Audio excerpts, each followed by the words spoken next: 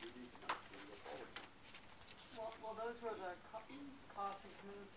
Is everything still sort of on budget from originally? I know where the solar was. But we're okay, but the problem becomes is we've got new projects now, and the way our system works is based on encumbrances.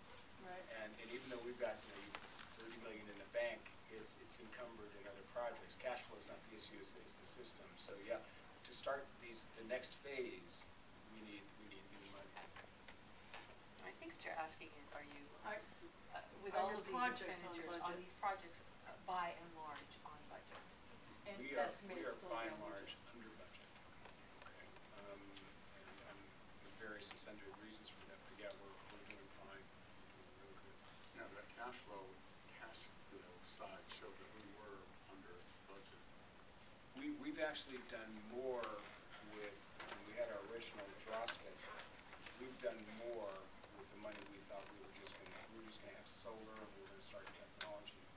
And we started the design phases on the HVAC, a lot of different things. We did technology, we've done all that, we've moved along. So we're doing fine. And if you recall in that first implementation draw schedule we put together, we had technology going out. We knew it wasn't going to be funded through the first sale alone. It tailed off. Right. And even solar tailed off into the second sale. It just moved on forward. So we're doing great. We're doing great. And it was largely because we got $68 million into the master plan as a design bid build project, and it didn't came in as a design build. So all the soft costs that were associated with the architect and all that kind of stuff got multiplied off of the soft costs. So that's made us all a lot of money. Cool.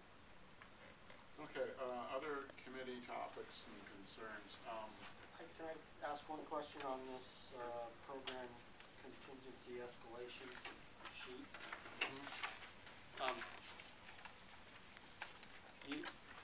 There's a line here for MDUSD program staff with a bunch of zeros. Right. Where the staff is, Mark, if you look in the back. Okay. John, I mean in the back here. I put that in, I call it in-house payroll. Okay. So I pushed it on each one of the projects. Oh, okay. All right. Cool. Great. How many guys do you have right now? What's your guys' staff up to?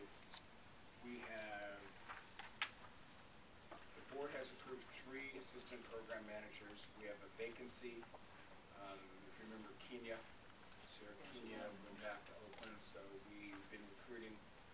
That closed yesterday. I did a paper screen today, so hopefully we're going to fill that real quick. We have 1 construction manager 2, 1 construction manager 1 program coordinator, an assistant construction manager, and then in terms of permanent support staff, we have a fiscal analyst 2, and we have a vacant secretarial position that I have elected not to fill until I feel we get to a critical mass. Right now, I'm not sure it's a full 8-hour day quite yet. Then I have substitutes that I come in that I will use to help out the work. There's part-time. That is it. And then, in addition to that, we have our CAD drafts person that used to work in maintenance. So what's that, 10 or 11? I wasn't counted. Okay. Let's see. 2, and then there's me. So I come up with 9. Okay.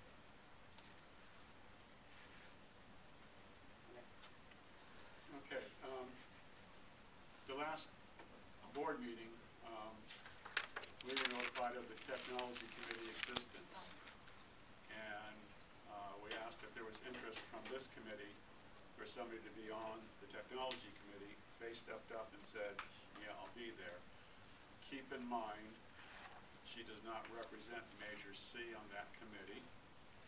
We have no vested interest in that committee, but we would like to know what it is they are doing to see if they are in step with what Measure C is doing, so so we don't get out of phase and end up costing more money than what projects should be costing.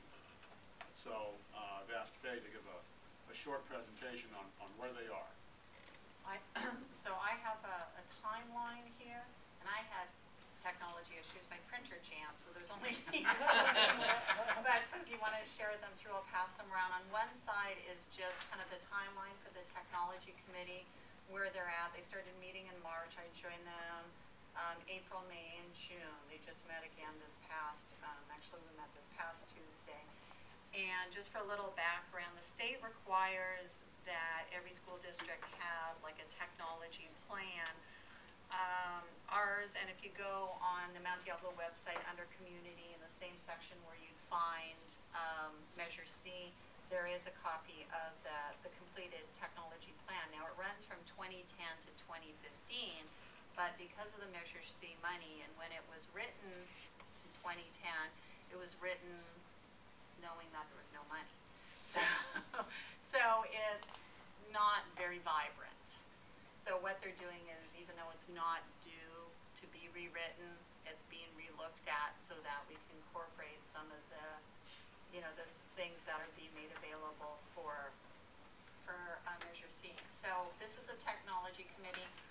What the committee is asking is schools to submit, and I have example, Northgate got included in this because this is what I could get access to. The IT person at Northgate for Northgate Site Council did a write-up of the status of technology, so I think it's a good reflection, and you'll see how dated some of the material and stuff is that's operating in our schools. So just to get an idea, gathering information, what the committee is working on now is gathering information on where schools are at and re-looking at where they want to be. So here, let me just kind of, you guys can share that components.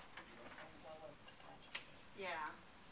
So components Can we of. email those for the committee members, these documents? Sure, what I can do is I can scan these and then I can just send them to everybody, since I had an issue with running them off. Same paper anyway. Yeah, exactly. You sent one to Linda too. Linda's upset that I passed it on. Oh. No, I just want to attach it to my. Well, that's what I figured. So what would go on for you? So that's what, so there's different, like 9 components that they have to have in the plan. And if you actually go under the community report and then you go under the district technology plan and then you type in CTAP, you will see the old presentation for the last time, and the same woman is giving us the guidance on it. And it has a PowerPoint presentation. Like I've got this is like the 9 components of what we have to have in this plan. So the reason I'm just kind of giving you this little bit of background is the teachers and the community that are on this committee are really excited because we're really going back to looking at curriculum and changing the curriculum, which means, and I just wish there was a board member here tonight, going all the way back to re-looking at, can kids have their own devices in the classroom, handheld devices in the classroom? So the nice thing about Measure C, in a strange sort of way, has stimulated this really dynamic conversation about bringing Mount Diablo up to 21st century and beyond, really looking at like digital learning and how that can happen thanks to this money that's floating there, because we don't want to just slap up a bunch of whiteboards in every classroom. Through EdTech Profile, they're interviewing, Josh is interviewing all of the teachers to see where they're at in their personal technology use and how they're using technology in the classroom. So it's actually very... They're interviewing all the teachers? It's this EdStop profile where it's a survey, where it's a 5-minute survey. So it's sent to all the teachers. They're trying to get all the teachers' response to get really kind of a grasp of where... Yeah, exactly. I guess if they can't get on to do the EdStop profile, that just speaks for itself right there. Faye, are you folks talking about sort of policy too? Because right now there's a lot